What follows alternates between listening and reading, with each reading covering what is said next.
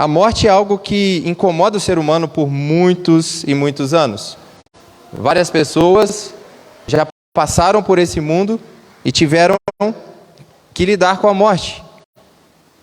É a nossa maior inimiga e será a última a ser vencida. Todos, em algum momento, todos que aqui estão, em algum momento de suas vidas, já se depararam com ela. E ainda se depararão mais vezes. Até que um dia, você mesmo irá morrer. Porque nenhum de nós somos eternos ainda. Nenhum de nós podemos ser eternos. Todos nós enfrentamos esse mal e não há como escapar.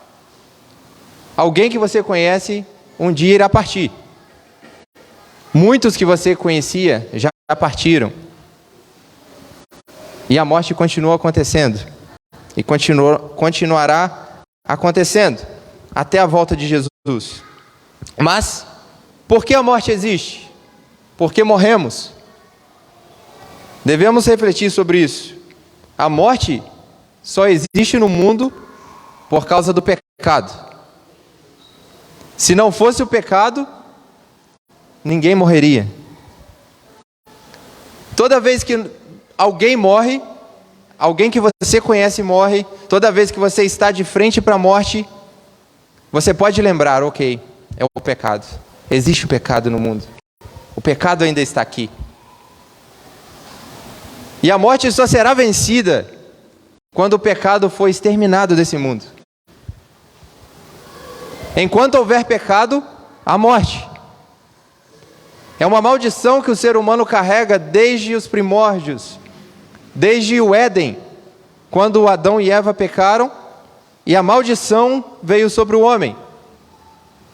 Deus havia dito, se comer desse fruto, certamente morrerá. E porque o homem desobedeceu, comeu o fruto, pecou contra Deus, hoje ele paga o preço, ele recebe como pagamento a morte.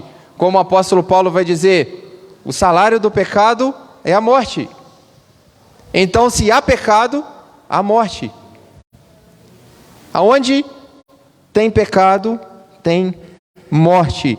E a morte, como no Antigo Testamento nós vamos ver, ela era sempre colocada, ela era tratada de uma forma mais ritualística. Se alguém morresse perto de você, se alguém tocasse em um morto, essa pessoa se tornava impura cerimonialmente, ela era imunda, porque teve um contato com a morte.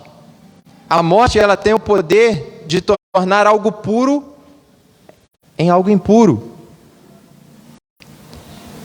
E como alternativa no Antigo Testamento, Deus deu ao povo de Israel uma forma para que eles pudessem se livrar dessa impureza do contato com a morte, porque toda vez que alguém estava de frente com a morte, em algum ambiente onde estivesse morte, essa pessoa se tornava imunda, impura, cerimonialmente na lei, pela lei. Um simples contato com um morto contaminava uma pessoa e todo o ambiente onde o morto estava.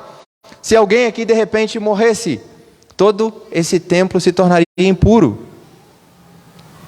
Se alguém morresse em uma casa, toda aquela casa se tornaria impura. E qualquer que tocasse no morto, coitado de quem trabalhasse na funerária naquele tempo.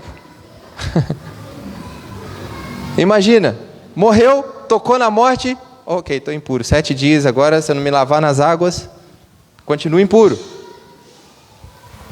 Então era um ciclo, era um problema que Israel enfrentava. Morria, você não sabia, ok, morreu alguém. Tem uma pessoa passando mal ali, vai morrer, o que eu faço? Eu vou lá ajudar ele ou saio correndo para não ser contaminado? Imagina a situação. Eu vou ajudar, ok, eu vou lá ajudar, mas eu vou tornar impuro, vou ter que gastar dinheiro, matar uma ovelha lá para sacrificar, eu vou ter que fazer alguma coisa para me livrar da morte. O que vai acontecer comigo? Então, era um problema gravíssimo, era um problema, era um caro preço a se pagar. E neste texto, nós vemos uma forma mais simples e mais poderosa de purificar alguém que era contaminado com a morte. Nós vamos ver aqui do versículo 1 ao 10, que deste texto é interessante, que ele trata de uma forma de orientações sobre como preparar e executar o sacrifício dessa novilha. E nos versículos seguintes, como uma pessoa podia se purificar e como fazer para essa pessoa que estava impura, imunda, se tornar pura, usando as águas purificadoras que seriam feitas através das cinzas da novilha. Então, para entender melhor, só para a gente contextualizar e entender um pouco melhor como era no Antigo Testamento, nós vamos ver que, eu vou dar uma explanada sobre esse texto, para que os irmãos entendam como era esse ritual, esse processo da novilha vermelha. Primeiro, o Senhor, ele fala com Moisés e Arão, dando-lhes recomendações claras. Diga ao povo de Israel, é Deus falando, diga ao povo de Israel que encontre uma novilha vermelha. Teria que ser vermelha. Se houvesse um pelo branco, não servia. Uma novilha totalmente vermelha. Totalmente, ele continua dizendo, perfeita, sem defeito, e que nunca sobre ela houvesse sido colocado algum jugo. Então, teria que ser um animal novo, uma novilha. Novilha é um bezerro, um animal novo, uma vaca fêmea, um filhote de vaca fêmea, que nunca tenha estado prenha, ou seja, uma novilha. E essa novilha vermelha, totalmente vermelha, sem nenhum defeito no corpo, perfeita. Se tivesse um dente quebrado, não serve. Se ela tivesse uma mancha na pele, o pelo que não serve. Tinha que ser totalmente perfeita, impecável e vermelha. Não poderia ser de outra cor. E nunca tivesse feito nenhum trabalho escravo, nenhum jugo. Ninguém nunca dominou aquele animal. Um animal limpo. E eles deveriam pegar essa bezerra, trazer até o sacerdote Eleazar. O sacerdote Eleazar iria pegar essa novilha, levar para fora do arraial, fora da congregação, fora do povo. Não poderia ser dentro do arraial, onde o povo estava. E ali ele faria o sacrifício da bezerra vermelha. Na verdade, ele imolaria o animal, mataria como oferta de sacrifício, e depois ele pegaria o dedo no sangue do animal e apontaria na direção da tenda do tabernáculo, e 7 vezes ele aspergiria aquele sangue. Depois de tudo isso, ele deveria queimar toda a novilha num fogo. Queimaria tudo, não poderia desmembrar o animal, não poderia imolar, tirar a carne, nada. Era um sacrifício totalmente diferente dos outros. Geralmente o animal era totalmente limpo, tirava as entranhas. Dessa não, a novilha inteira. Não poderia ter um osso quebrado. Teria que ser perfeito, por completo. O couro, ele diz ainda, deveria imolar o couro, a carne, o sangue, o excremento, tudo se queimará. E ainda ele pegaria outros elementos para jogar no meio desse fogo. Cedro, um pau de cedro, ísopo e estofo carmesim. Tudo lançou no fogo. Queimou. E um incêndio. O incêndio da novilha vermelha. Então, depois disso, o sacerdote, ele deveria se lavar suas vestes, lavar o seu corpo e entrar no arraial. Mas ainda assim, ele se tornaria imundo até a tarde. Ele ficaria até a tarde imundo, porque ele tocou no animal morto, ele matou o animal. Aquele que queimou a novilha, porque era na supervisão do sacerdote, alguém queimaria a novilha, ele mataria e alguém queimaria. Aquele que queimou a novilha se tornaria impuro da mesma forma. Também teria que se lavar e até a tarde seria impuro. Depois, um homem cerimonialmente limpo, que não estava impuro, iria lá pegar as cinzas daquela bezerra, juntar e guardar em algum lugar fora do arraial. Não poderia levar para dentro do arraial. Separado, guardou as cinzas da novilha para que pudesse ser fabricada a água purificadora usando essas cinzas. É um processo difícil, trabalhoso. E aí ele continua aqui, a gente vai ver que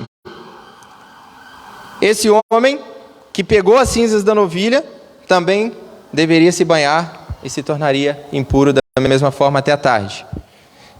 Aí chegava, ser impuro até a tarde, é pouco tempo, ok, chegou em casa, não podia sentar em lugar nenhum, porque se ele sentasse na cama, a cama se tornaria impura. Aí se sentasse na cadeira, se tornaria impura. A mulher vinha dar um abraço, ô meu amor, não, está impura, já era. Era um problema.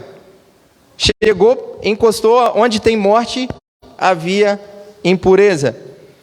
Se morresse alguém aqui, ele fala, continuando o texto, a gente vai ver que quando morre uma pessoa na tenda, quando você vai sepultar alguém, todas essas situações colocavam uma pessoa impura. Então era um peso que o povo de Israel carregava, era um problema. Nossa, tem morte, é a morte, ok, nossa, é um problema, é uma luta, tem que ter muito cuidado agora diante da morte. Qualquer pessoa que trabalhasse, que tivesse contato, eu imagino a dificuldade que seria. Então, a água purificadora era para que essas pessoas pudessem ter a chance de não serem impuras e serem purificadas. Porque se você olhar no versículo 20 deste capítulo, vai dizer o seguinte, ó: no entanto, quem estiver imundo e não se purificar, esse será eliminado do meio da congregação, porquanto contaminou o santuário do Senhor. Então, se uma pessoa tocasse em um morto e ela não se purificasse, ela seria expulsa do meio da congregação, porque ela estava contaminada e contaminaria todo o povo. Olha o problema. Deveria haver uma purificação. Então aquela água era muito importante. Se não houvesse a água, a morte estaria ali. E esse seria um grande problema. Então eles fabricariam uma água, era só pegar aquelas cinzas, um pouco da cinza, colocava num jarro, levava a um rio de água corrente, não poderia ser água parada, e encheria aquele jarro de água, e aquelas águas seriam usadas para aspergir sobre a cabeça da pessoa que estava imundo, estava contaminado com a morte. Interessante, uma observação, que era aspersão, não imersão. Bons entendedores entenderão. Aspersão. Então eles aspergiriam na cabeça da pessoa, jogariam aquela água na cabeça do imundo. Se a casa estivesse contaminada, jogaria água na casa, na tenda, nos objetos, e aquilo tudo, depois do 7º dia, se tornaria impuro. Porque eles deveriam aspergir no 3º dia e no 7º dia. E após o 7º dia, aquela pessoa se tornaria pura novamente. Então, era um trabalho. 7 dias imundo, imagina. 7 dias que você não poderia chegar perto de ninguém. Era problemático. Lidar com a morte era um problema que ainda existe nos dias de hoje, mas de forma diferente. Missão dada agora. Os judeus tinham uma forma de se livrarem da impureza da morte. Agora tem uma solução. Morreu alguém? Ok, nós vamos usar essa água purificadora que vão nos livrar de sermos excomungados, sermos expulsos do meio da congregação. Se nós encontrarmos essa novilha, fizermos esse sacrifício, acabou o problema. Então o povo de Israel saiu procurando pela novilha. Procurando, no rebanho, tem uma novilha vermelha aí? Já viu uma novilha? Você acha que é fácil encontrar uma novilha vermelha? Você já viu alguma? Totalmente vermelha, da cor da camisa da Vanessa, assim, não é fácil. Não é uma missão fácil encontrar uma novilha vermelha no meio do rebanho, eles procurando em todos os rebanhos, tentando encontrar uma novilha vermelha, e em toda a história de Israel, a novilha vermelha é o animal mais procurado. Porque não é fácil, não é simples. Na Bíblia, você não vai encontrar nenhuma informação se houve esse sacrifício alguma vez. Você vai ler a Bíblia toda e não sabe onde, será que eles fizeram? Você não vê uma frase dizendo assim, e assim fez Israel como o Senhor ordenava. Não tem na Bíblia, não tem esse sacrifício, nada falando sobre isso, é a única passagem. Apenas no Novo Testamento tem citações, mas aqui não tem nenhuma informação se eles fizeram isso.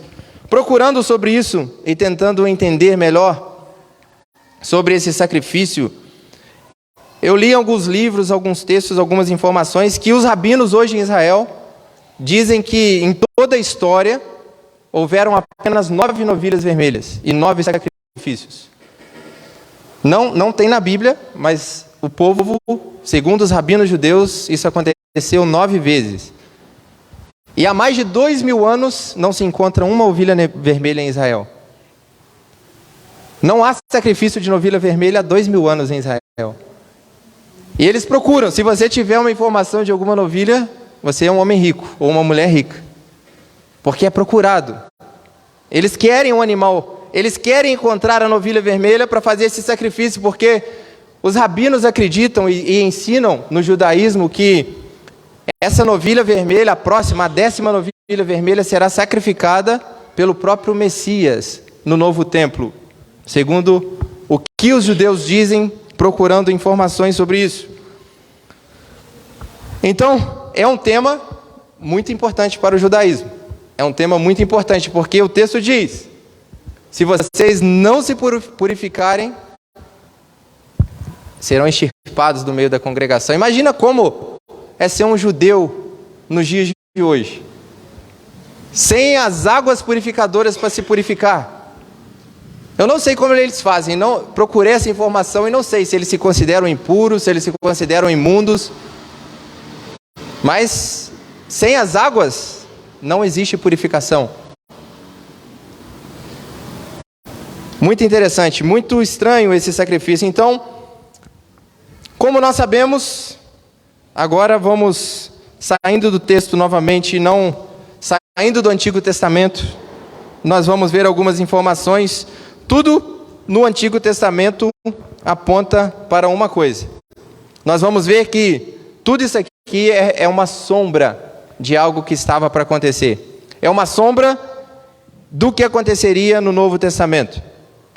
Por mais estranho que pareça, por mais detalhes, esses eram eventos do Novo Testamento. O autor de Hebreus diz o seguinte, versículo 1 do capítulo 10. Ora, visto que a lei tem sombras dos bens... Não, ora, visto que a lei tem sombra dos bens vindouros, não a imagem das coisas.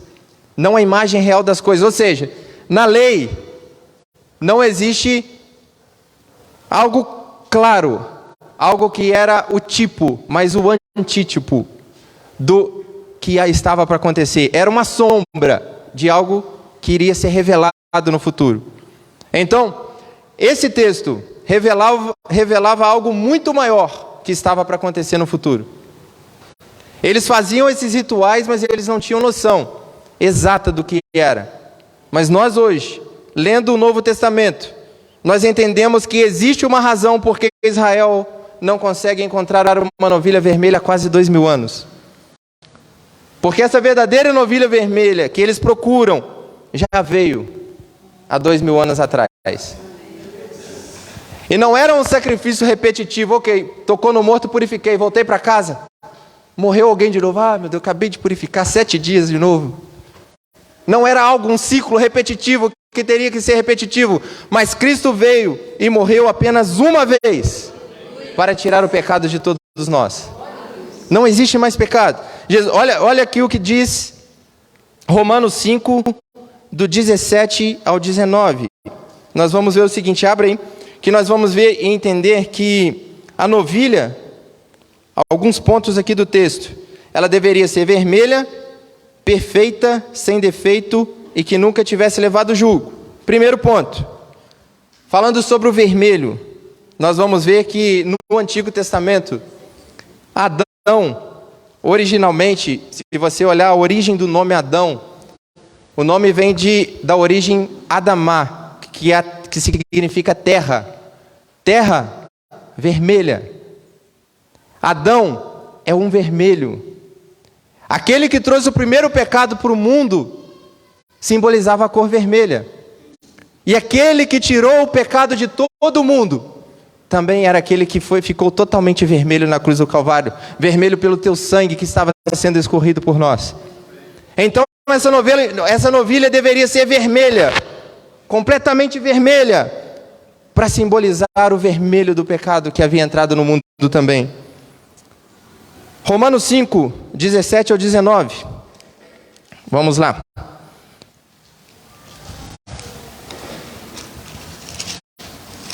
Diz assim: se pela ofensa de um e por meio de um só reinou a morte, muito mais os que recebem a abundância da graça e o dom da justiça reinarão em vida por meio de um só, a saber, Jesus Cristo.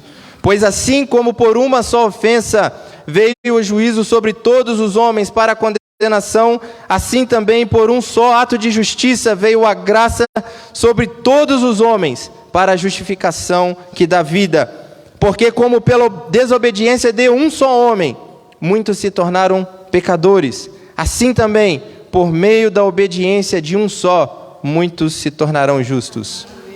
Então, assim como o pecado entrou por Adão no mundo, assim também o pecado de nossas vidas foi removido e apagado. Essa culpa, essa impureza do pecado é tirada por aquele que morreu na cruz do Calvário por nós. Jesus Cristo, a nossa novilha vermelha, o sacrifício perfeito que se entregou por nós, para nos livrar da culpa da morte. Somente com o sacrifício, somente com o derramamento de sangue, somente com a morte de um inocente perfeito, sem pecado, sem mácula, nós podemos ter paz com Deus novamente. Então ela deveria ser perfeita e sem defeito. Herodes, Pilatos, ninguém conseguia encontrar um erro em Jesus. Eles procuravam, os rabinos, os judeus, ele vai tropeçar uma hora, nós vamos encontrar. Ninguém encontrou nada. Não havia um defeito, não havia uma mancha, não havia nada que você pudesse apontar o dedo e falar lá, ele errou. Não tinha, ele nunca pecou, ele era perfeito. Como diz 1 Pedro 2, 21 ao 24, porquanto para isso mesmo foste chamados, pois que também Cristo sofreu em vosso lugar, deixando-vos exemplo para seguirdes os seus passos, o qual não cometeu pecado, nem dolo algum se achou em sua boca. Pois ele, quando ultrajado, não revidava com ultraje, quando maltratado, não fazia ameaças, mas entregava-se àquele que julga retamente, carregando ele mesmo em seu corpo sobre o madeiro os nossos pecados, para que nós, mortos para os pecados, vivamos para a justiça. Por suas chagas fostes sarados. Nós temos o justo, o santo, que morreu por nós na cruz do Calvário. Ele cumpriu perfeitamente esse papel. Não havia pecado em Jesus, não havia erro em Jesus, e não havia julgo em Jesus, porque Jesus nunca foi servo do pecado como nós. Ele nunca foi escravo do pecado. O ser humano já nasce escravo. Ele já nasce escravo, escravizado pelo pecado. Você não faz a sua vontade, mas a vontade da sua carne, a vontade do seu pecado. Só que o justo, sem pecado, sem julgo, que nunca foi escravizado, morreu por você e nos libertou da escravidão e do jugo do pecado. Cristo é aquele que nos purifica, é aquele que nos liberta, que tira o jugo, que tira a carga de cima de nós. Fala, acabou. Meu jugo é suave, o meu fardo é leve. Esse é o Cristo, aquele que morre por nós, a novilha vermelha que deveria ser imolada fora do arraial.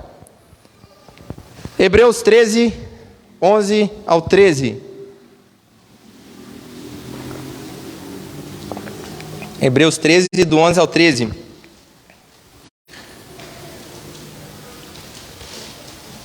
Diz o seguinte: pois aqueles animais cujo sangue é trazido para dentro do Santo dos Santos pelo sumo sacerdote, como oblação pelo pecado, têm o corpo queimado fora do acampamento.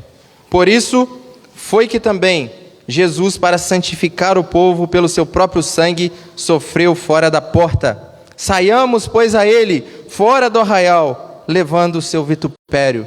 Jesus, assim como aquele animal, foi sacrificado fora das portas de Jerusalém, no Monte Calvário, no Gólgota. Ele morreu fora da cidade, simbolizando exatamente isso, aquele que morre por nós, a novilha vermelha que é sacrificada fora do arraial. Aqui agora tem um ponto interessante também. A novilha vermelha deveria ser queimada por completo e deveria se adicionar pau de cedro, ísopo e estofo carmesim ao incêndio. Primeiro, nós vamos ver que Jesus foi morto, nenhum de seus ossos se quebraram inteiro. Eles quebraram os ossos dos outros dois criminosos, mas no de Jesus eles não quebraram. Jesus foi perfeito. Também podemos ver que estes elementos da cena estão presentes na cena da crucificação. A cruz era feita de madeira. Muitos historiadores dizem de pau de cedro. Em João 19, 28 ao 29, nós vamos ler o seguinte. João 19, 28 ao 29. Se você puder abrir a Bíblia. É um pouco de tipologia, mas é importante nós analisarmos essas tipologias, porque elas apontam e revelam o Cristo no Antigo Testamento.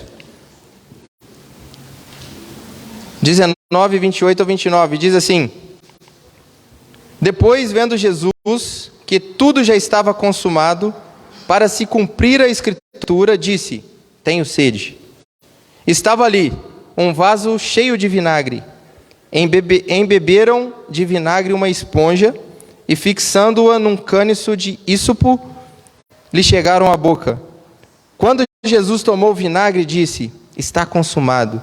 E, inclinando a cabeça, rendeu o espírito. É interessante nós analisarmos esse texto, porque primeiro ele diz: para se cumprir as Escrituras. Jesus disse: tenho sede. Morrendo, sofrendo, Jesus estava cumprindo as Escrituras. Claro que esse texto é relacionado primariamente com Salmos 69, 21, que diz: na minha sede me deram a beber vinagre. Diretamente ligado a esse texto, mas nós vamos ver aqui na cena o ísopo presente, a esponja banhada em vinagre, que geralmente é vermelho, representado pelo carmesim, e deram vinagre a Jesus para beber em uma vara de ísopo. Então, é uma tipologia presente nessa cena também da crucificação, que é muito interessante. Mas o ponto aqui mais importante agora, mais um ponto importante aqui para a gente ver, e por último dessa tipologia: um homem limpo deveria depositar as cinzas em um lugar limpo fora do arraial. João 19, 38 ao 40. Quem pode, vamos abrir aí também para a gente fazer essa leitura.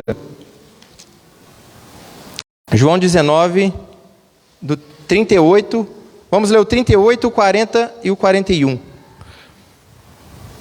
Diz assim, depois disso, José de Arimateia, que era discípulo de Jesus, ainda que ocultamente pelo receio que tinha dos judeus, rogou a Pilatos que Pilatos lhe permitisse tirar o corpo de Jesus. Pilatos lhe permitiu. Então foi José de Arimateia e retirou o corpo de Jesus. Tomaram, pois, o corpo de Jesus e o envolveram em lençóis com os aromas, como é de uso entre os judeus, e na preparação para o sepulcro. No lugar onde Jesus fora crucificado havia um jardim, e neste um sepulcro novo, no qual ninguém tinha sido ainda posto. Então, até aí, nós vemos que Jesus foi tirado da cruz, retirado por um homem aparentemente limpo, um discípulo de Jesus, uma pessoa que cria em Jesus, e levado para um túmulo novo, como deveria ser a novilha vermelha, um lugar limpo, um lugar que não era impuro. Tirou as cinzas da novilha, colocou fora do arraial em lugar impuro. As Escrituras sendo cumpridas, sendo revelada a nós. É o Antigo Testamento mostrando o Evangelho mostrando o Antigo Testamento e se cumprindo no Novo Testamento. A palavra de Deus é perfeita, é magnífica. Então, irmãos, com essas tipologias apresentadas, nós vamos para algumas aplicações deste texto para, então, nós podermos irmos para o final agora. Muitas pessoas leem o Antigo Testamento e dizem que ele não tem mais nada a ver conosco. O Antigo Testamento está lá, a lei ficou para trás, né? Nós não temos que fazer mais nada, a lei não serve para nós, o Antigo Testamento não serve para nós. Em parte é verdade, porque nós não precisamos procurar uma novilha vermelha, matar, ter todo esse trabalho, ter um contato com o morto, mas o Antigo Testamento nos mostra uma sombra daquilo que estava para acontecer. O Evangelho está registrado aqui. Nós podemos ver o cumprimento das profecias faladas lá no passado e cumpridas depois em Jesus, cumpridas no Novo Testamento. Então, o Antigo Testamento ainda é a palavra de Deus. Não foi abolido, como muitos dizem. Não, acabou. Não, o Antigo Testamento é para nós hoje. Nós podemos pregar o Antigo Testamento, pregar o Evangelho, pregar Jesus no Antigo Testamento, porque ele está presente em toda a Bíblia. E mesmo que nós vamos ver que às vezes é estranho esse texto do Antigo Testamento, mas ele nos faz refletirmos sobre um tema muito importante em nossas vidas: a morte. A morte, ela só existe por causa do pecado. Como eu já disse, a morte existe porque o homem pecou, porque o salário do pecado é a morte. Mas esse versículo maravilhoso, ele continua e nos diz o seguinte: mas o dom gratuito de Deus é a vida eterna em Cristo Jesus, nosso Senhor. O Senhor, como sempre, nos traz uma solução. Não uma solução provisória, que nós temos que manter e fazer, não, uma solução definitiva. O sacrifício de Jesus na cruz limpou e nos purificou do pecado e nos deu a chance de vivermos eternamente e não sermos exterminados do meio da congregação. Nós temos uma solução. Se nós buscarmos a Cristo, se nós nos rendemos a Cristo, se nós nos banhamos dessa água purificadora, nós temos a salvação e temos a vida eterna em nós. Cristo é a vida. Cristo é o dom gratuito de Deus. Cristo é o presente de Deus para nós. Ele morreu, ele foi imolado, mas ele não ficou morto. No terceiro dia ele ressuscitou e está vivo. E assim, porque ele está vivo, nós também viveremos por toda a eternidade com ele. Nós temos essa esperança, nós temos essa certeza que o Cordeiro imolado foi morto e ao terceiro dia ressuscitou, nos trazendo vida e nos dando esperança. Então, primeiro ponto, mais um ponto: Cristo é a nossa novilha vermelha, é o nosso sacrifício, ainda que nós não mereçamos. Deus nos salvou, Deus nos escolheu. Contaminados com a morte, condenados ao inferno, Cristo deu uma solução para nós. Sacrificou aquele que era perfeito, imaculado, sem mancha, sem culpa, e nos trouxe diante, e nos colocou diante dele. Hebreus 9, do 11 ao 14.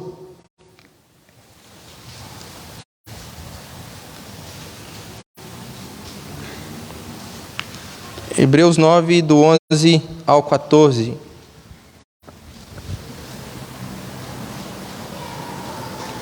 Quando, porém, veio Cristo como sumo sacerdote dos bens já realizados, mediante o maior e mais perfeito tabernáculo, não feito por mãos, quer dizer, não desta criação, não por meio de sangue de bodes e de bezerros, mas pelo seu próprio sangue, entrou no Santo dos Santos uma vez por todas, tendo obtido eterna redenção. Portanto, se o sangue de bodes e de touros e a cinza de uma novilha, aspergidos sobre os contaminados, os santificam, quanto à purificação da carne, muito mais o sangue de Cristo, que pelo Espírito eterno a si mesmo se ofereceu sem mácula a Deus, purificará a nossa consciência de obras mortas, para servirmos ao Deus vivo. Se aquela novilha, as cinzas daquela novilha purificava o pecador no Antigo Testamento, imagine o sangue de Cristo, o que ele faz por nós. O sangue de Cristo, ele tem poder de purificar as nossas consciências, como ele diz, a nossa mente. Ele tira o pecado, o nosso estado de pecador, e nos torna limpos diante de Deus. Quando Deus olha para nós, ele vê o sangue de Cristo sobre as nossas vidas e fala: aquele ali é justo. Aquele é justo, ele está justificado. Israel procura uma novilha vermelha para fazer um ritual temporário até hoje. Mas a verdadeira novilha morreu há 2000 anos atrás na cruz. E não é um sacrifício único, e não é um sacrifício que precisa ser repetido, é um sacrifício único e eterno, que tem o poder de fato para salvar. As cinzas não trazia salvação. Removia a impureza, mas não trazia a salvação para ninguém. Segundo, temos a responsabilidade de nos purificar diariamente. Nós vemos que o sacrifício era sempre repetido. Toquei no morto, ok. Vamos lá, tem que purificar. Nossa, caiu um vaso que estava imundo no meu pé. Vou ter que purificar. Assim também as nossas vidas. Mesmo mostrando que o sacrifício acontecia várias vezes, que a purificação acontecia várias vezes, e mesmo nós sendo regenerados pelo sangue de Cristo, salvos por Cristo, nós temos a obrigação e a responsabilidade de nos purificarmos diariamente diante de Deus. O pecado, se nós somos salvos, o pecado não é algo que pode ser habitual em nossas vidas. O sacrifício foi feito, nos santificamos em Cristo Jesus, a culpa foi removida, mas existe uma responsabilidade diária de santificação diante de Deus. Todos os dias, cometi um pecado, eu posso dobrar o meu joelho: Senhor, me perdoa, Pai. Eu pequei diante de Ti, me purifica com as Tuas águas purificadoras. Me faça limpo. Por que nós oramos antes de chegar aqui? Nós oramos no início do culto: Deus, perdoa os meus pecados, eu quero apresentar um louvor puro diante do Senhor. É a purificação, é o que o Espírito Santo faz conosco, Ele nos lava. A palavra de Deus tem o poder de limpar o nosso coração e nos santificar, é um processo diário. Todos os dias, é todos os dias. Eu converti, eu estou salvo, acabou, sou santão. Não, o pecado continua te assolando porque a morte ainda está presente nesse mundo. Ainda a morte ainda nos assola, por isso nós pecamos todos os dias. Esse pecado, essa maldição ainda está no mundo, mas chegará um dia em que Cristo virá dos céus para nos buscar e nos transformará, e nós estaremos perfeitos, e não haverá mais morte, não haverá mais choro, não haverá mais pecado, não haverá mais dor, e nós estaremos puros e para sempre limpos e inculpáveis diante de Deus.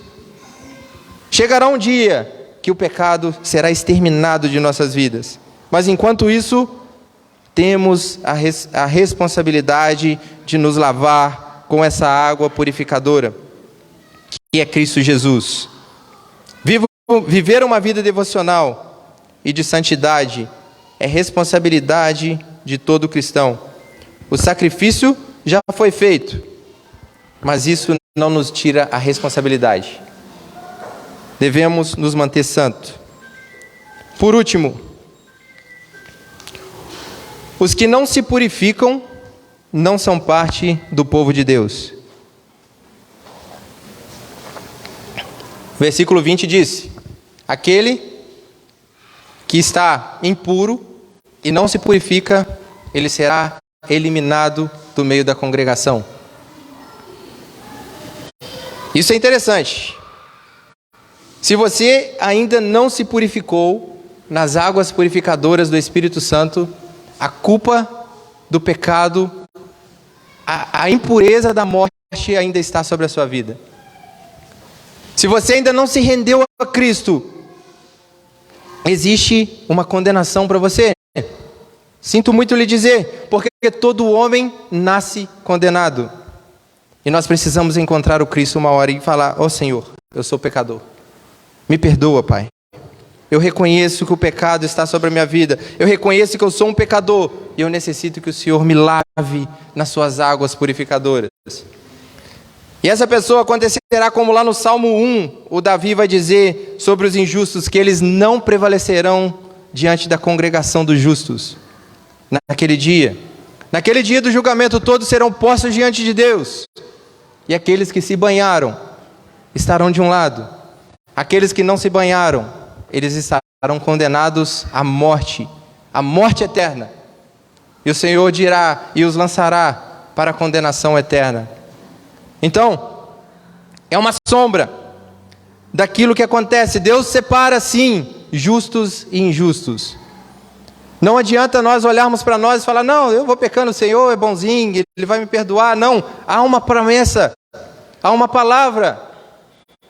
Apenas o nome de Jesus tem um poder para salvar. Apenas Jesus tem um poder de purificar. Apenas Jesus tem um poder de nos limpar e de nos trazer a vida. Se nós não temos Jesus, o que nos aguarda é a condenação, é a morte. E esse pecador, ele precisa dizer, Senhor, eu quero me banhar em suas águas. Eu creio no seu sacrifício. Eu creio que o Senhor tem o poder de me livrar da morte. Eu sei que só o Senhor é o meu Salvador e o meu Redentor. Então essa pessoa é banhada, é purificada espiritualmente. E depois, diante da congregação, as águas são aspergidas em cima dele, as águas do batismo. E essa pessoa se torna parte da congregação. Primeiro, algo acontece internamente. Ele é salvo. Ele é tido como filho de Deus. E ele então confessa publicamente essa fé diante da congregação. Então, é um texto, inicialmente, que muitos falaram, que texto é esse? Mas só que nós podemos entender que esse texto apontava para Cristo. Esse texto já falava de nós hoje, falava de nossas vidas hoje. Texto escrito há mais de 3.000 anos, e tem tudo a ver conosco hoje. Que nós possamos refletir e pensar, eu preciso me purificar diante de Deus. É uma responsabilidade diária.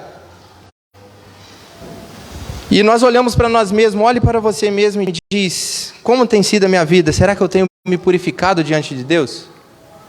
Será que eu tenho vivido uma vida na impureza do pecado? Ou será que eu tenho vivido uma vida buscando ser lavado pelas águas do Espírito diariamente? Como tem sido o meu devocional com Deus? Como tem sido a minha vida com Deus? Como eu tenho caminhado com Deus diariamente? Ou talvez você nunca fez isso. O Senhor te convida nessa noite a se render e se prostrar aos seus pés e ser banhado pelas águas do Espírito Santo.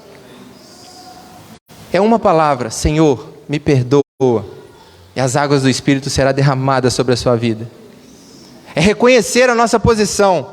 Por mim mesmo eu não tenho força nenhuma de buscar a Deus, mas se o Senhor chama no nosso coração queima, nós nos rendemos a Ele, e as águas do Espírito entram em nós somos transformados, e nós vivemos uma nova vida, uma vida sem culpa diante de Deus, porque Jesus, o justo, morreu por nós. A culpa caiu toda sobre Ele. Nós deveríamos morrer, mas alguém inocente morreu por nós. A novilha não estava contaminada pela morte. Jesus não estava contaminado pela morte. Nós estávamos. E por causa da morte dele, somos transformados e purificados. Porque Jesus Cristo vive, posso crer no amanhã. Então que você reflita nessa noite, nessa mensagem, que o Senhor continue falando no seu coração, e que você lembre que é necessário se purificar diariamente. Cristo já morreu, Ele já foi crucificado, mas como num domingo como hoje, Cristo ressuscitou dos mortos, trazendo esperança para nós. Cristo é aquele que morreu e ao terceiro dia se levantou e nos levou com Ele. Um dia nós estaremos para sempre cantando eternamente na glória e glorificando o seu nome. Amém? Feche os seus olhos. Vamos falar com Deus mais uma vez. Se você necessita se banhar nas águas do Espírito agora, aproveite esse momento. Fale com o Senhor. Peça a Jesus para purificar o seu coração, perdoar os seus pecados, entrar na sua vida.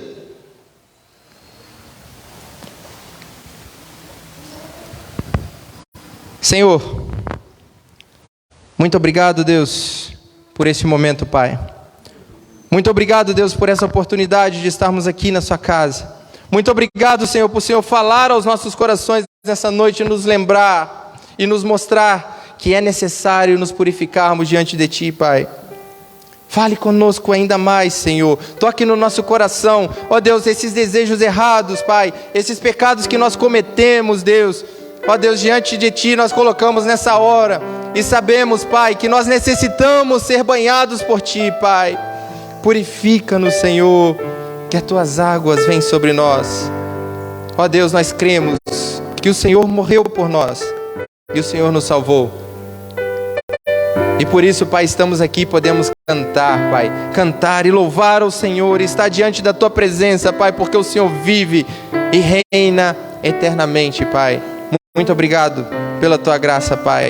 Toca no Teu povo, Pai, quebranta esse coração que ainda não Te encontrou e traz a vida e a esperança futura para essa vida. Em nome de Jesus, Pai, eu Te agradeço. Amém. Amém. Vamos cantar ao Senhor? Quero convidar os irmãos para cantar um último hino. Logo após o pastor já estará com a palavra.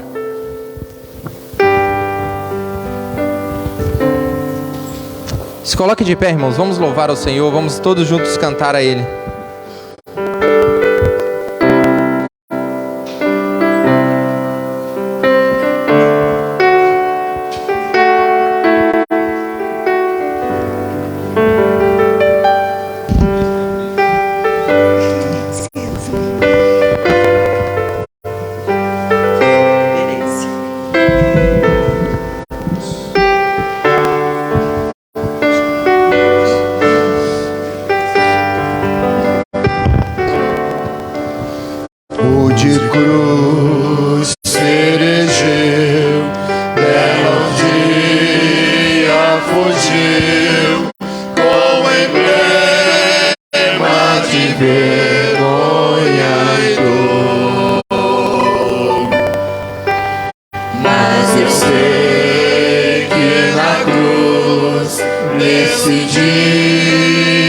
Jesus deu a vida por mim, pecador.